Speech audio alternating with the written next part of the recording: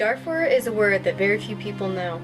It's barely spoken of, and it's hardly ever in any newspapers. In fact, only 1 in every 12 people actually know what Darfur is.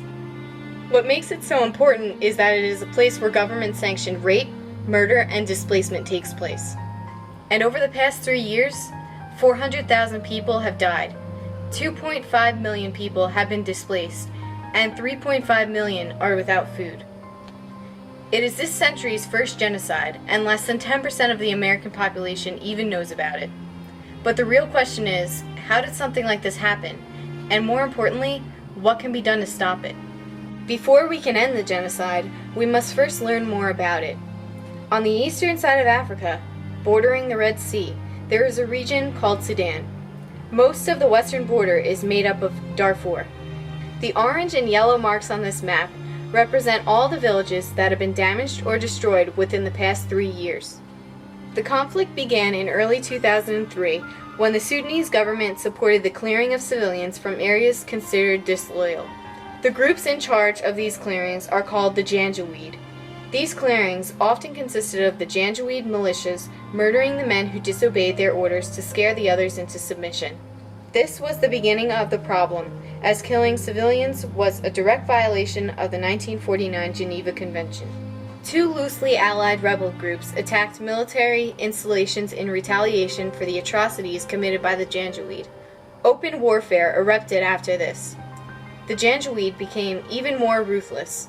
Now, instead of only killing those who disobeyed, they started to kill as they pleased. Unfortunately, it was not only the men who became the targets. Women were taken from their homes to be raped and beaten. The children were forced to watch the deaths of family members before being subjected to the Janjaweeds themselves. Entire villages have been attacked by the helicopters or bombed by airplanes. No one was safe from the wrath of the Janjaweed. The first thing I want to say today is just 4 days ago, there is a wedding in a small village called Al-Fashir, Hillat Al-Fashir. And the Janjaweed come there and they're killing about 17 people. And there is a child 6 months old. Many human rights groups see this as an ethnic cleansing and decided to step in.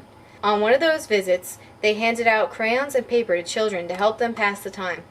The drawings they got back were heartbreaking. It was July 2003. At 6 a.m., the Sudanese government soldiers and Janjaweed came by car, tank, horse, camel, and on foot.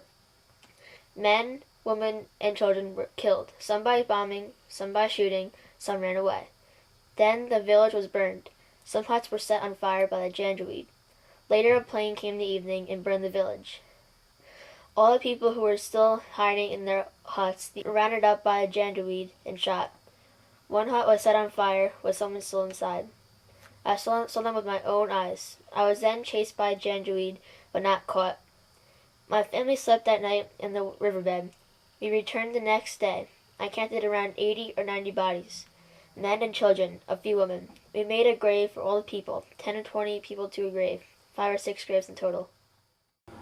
While the international community is still trying to decide what to do about this delicate situation, the attacks by the Janjaweed continue, even after driving Darfurians from their homes. Families must continue collecting wood, fetching water, or working their fields, and in doing so, women daily put themselves or their children at the risk of rape, beatings, or death as soon as they are outside the camps, towns, or villages. It is assumed that the hundreds of rapes reported and treated grossly underestimate the actual number committed, as victims of rape in Darfur are often too scared or too ashamed to seek help. In a culture where rape draws heavy social disgrace, victims are often ostracized by their own families and communities. These women and children have been punished for crimes that were committed against them. On April 30th, 2006, a rally was held in Washington, D.C. to raise awareness about the tragedy. Over 75,000 people showed up to support the cause. Many of those in attendance were Darfurian refugees hoping to spread the word and stop the tragedy. We were lucky enough to speak with those in attendance. Here's what some of them had to say. This is solidarity. This is what we do to support each other, to the people of Sudan, for the people of the world. We owe it to our future to say this is what we need to do. I don't think it's something that in America we can really relate to. I don't think we can imagine 400,000 people being killed. I mean, that's over 100 September 11ths, and it's really unfathomable. I think that it's also not something that's easy to think about. You know, you'd rather turn on the TV and see celebrities on there. It's definitely doesn't make your day to watch genocide, but it's something that we need to do as responsible human beings that basically care about each other and that have humanity. Today we are people of Darfur People Association of New York.